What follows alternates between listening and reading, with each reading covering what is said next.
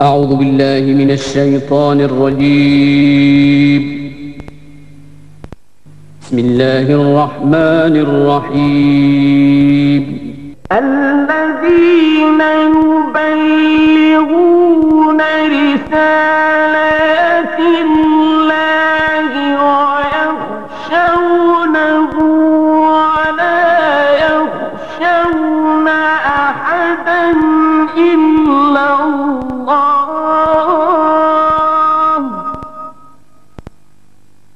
وكفى بالله حسيبا.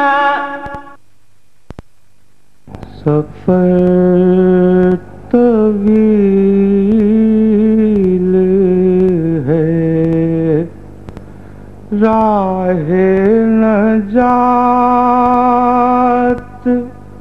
چھوٹی ہے علی کا ذکر بہت ہے حیات چھوٹی ہے. دنیا اسلام میں عراق کو خصوصی اہمیت حاصل ہے. یہ وہ سرزمین ہے جہاں پہلا قدم جس ہستی نے رکھا وہ آدم علیہ السلام تھے. مشرق، مغرب، شمال، جنوب ہر سمت مقدس مقامات ہیں جہاں پیغمبر، نبی، امام اور اولیاء مدفون ہیں. بغداد میں امام موسیٰ کاظم، امام تقی جواد کا روضہ ہے. شیخ عبد القادر جیلانی کا مزار بھی یہیں ہے. سامرہ میں امام نقی اور امام حسن عسکری کا روضہ ہے. موصل میں پیغمبر خدا حضرت یونس کی مسجد اور مرقد ہے اور پیغمبر جرجیس کی مرقد بھی یہیں ہے. کوفے کی مسجد بھی بہت قدیم ہے. کربلا میں امام حسین اور حضرت عباس کے روضے ہیں.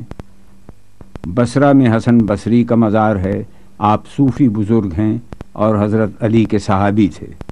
بصرہ میں مسجد علی ہے. جب امام علی نے مدینے سے کوفے کا سفر اختیار کیا تھا تو آپ نے اسی مسجد میں 4 دن قیام کیا. آپ کے قیام کی یادگار کی وجہ سے اسے مسجد علی کہتے ہیں.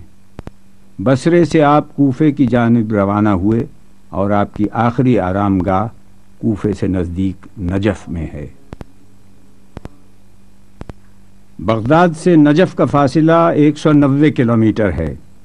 نجف جاتے ہوئے محمودیہ، حلہ، کفل اور کوفہ کے شہر آتے ہیں. حلہ کے اطراف میں عالم اسلام کی مقتدر ہستیوں کے مقامات اور مزارات ہیں. یہ مقام خضر ہے. روایات کے مطابق حضرت خضر نے یہاں قیام کیا تھا. یہ ان کے قیام کی یادگار ہے. اسی رستے میں پیغمبر حضرت سلیمان کا مقبرہ بھی ہے. مرقد محمد اصغر ابی بکر ابن علی ابن ابی طالب بھی یہاں ہے. آپ کا لقب ابو بکر تھا اور آپ کربلا میں شہید ہوئے. آپ کی تدفین کے لیے آپ کے قبیلے کے لوگوں نے اس مقام پر کی. کے مقام پر نبی اولو العزم پیغمبر صاحب شریعت قرہ ابراہیم خلیل اللہ کا مقام ولادت ہے جو ایک بلند چوٹی پر واقع ہے. حلہ ہی میں نبی اللہ حضرت ایوب کی مرقد ہے. زید بن علی کا روضہ بھی حلہ ہی میں ہے. آپ امام زین العابدین کے بیٹے اور امام حسین کے پوتے ہیں. آپ کی ولادت مدینہ منورہ میں 66 ہجری میں ہوئی. آپ کے 4 بیٹے تھے، یحییٰ، عیسیٰ، حسن اور محمد. حضرت یحییٰ نے دعاؤں کی کتاب صحیفہ سجادیہ کو اپنے والد حضرت زید سے اور حضرت زید نے اپنے والد امام زین العابدین سے نقل کیا جو دعاؤں کا ایک بیش بہا قیمتی سرمایہ ہے. آپ عالم، فقیہ، فصیح، بلیغ شخصیت تھے.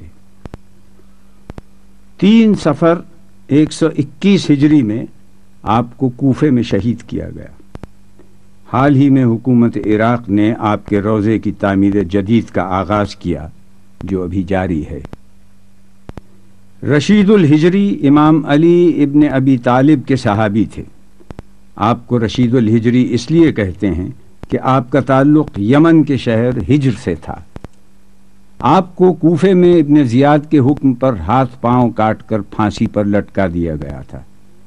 شیخ مفید نے کتاب الاختصاص میں تحریر کیا ہے کہ آپ نے اپنی بہن کو یہ وصیت کی تھی کہ ہاتھ پیر کو کاٹ دینا اتنا بڑا جہاد نہیں ہے جتنا بڑا قلم کا جہاد ہے۔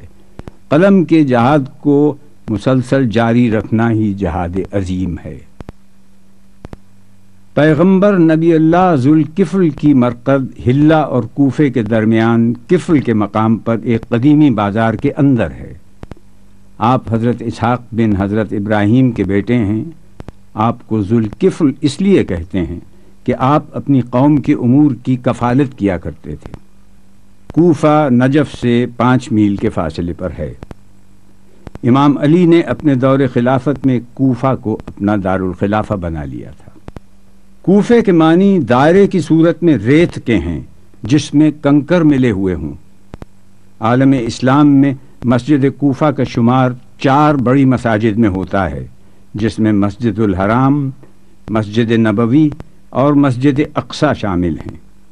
مسجد کوفہ کو پہلی بار حضرت آدم نے معین کیا۔ مسجد کوفہ میں داخل ہونے کے 4 قدیمی دروازے تھے جو بند ہیں: باب الانمات، باب سدرہ، باب کندہ اور باب الفرج وہ دروازہ تھا جہاں سے امام علی اپنے گھر سے مسجد میں داخل ہوتے تھے۔ اب داخلے کے 3 در ہیں۔ پہلا در باب الفیل ہے جس کا قدیمی نام باب صوبان تھا۔ اس کے معنی اژدہیں کے ہیں۔ دوسرا باب الرحمہ ہے، یہ نیا دروازہ بنایا گیا ہے۔ تیسرے در کو باب صدام کبیر کہتے ہیں۔ اس کے علاوہ مسجد کے اندر باب مسلم بن عقیل ہے۔ اس دروازے کو باب الساعہ بھی کہتے ہیں۔ یہاں 30 میٹر کی بلندی پر ایک گھڑی نصب ہے۔ اسے توفیق علاوی نے ہدیہ کیا تھا۔ مسجد کوفہ کے 29 بیرونی ستون ہیں جو گولائی پر محیط ہیں۔ یہ اسلامی فن تعمیر کا حیرت انگیز شاہکار ہے، جبکہ 29 قدیم ایوان ہیں۔ 18 جدید محرابیں ہیں جو حال ہی میں تعمیر کی گئی ہیں۔ زمانہ قدیم میں ہر قبیلے کے لیے اپنا الگ ایوان اس کے نام سے ہوتا تھا، لیکن وقت گزرنے کے ساتھ یہ ایوان بند ہو گئے۔ مسجد کوفہ میں انبیاء کے مقامات موجود ہیں، جن میں مقام آدم، مقام خضر، مقام ابراہیم، مقام نوح اور مقام کشتی نوح بھی شامل ہیں۔ اسی مسجد میں مقام تنور بھی ہے، جہاں سے حضرت نوح کی قوم کے لیے طوفان آیا تھا۔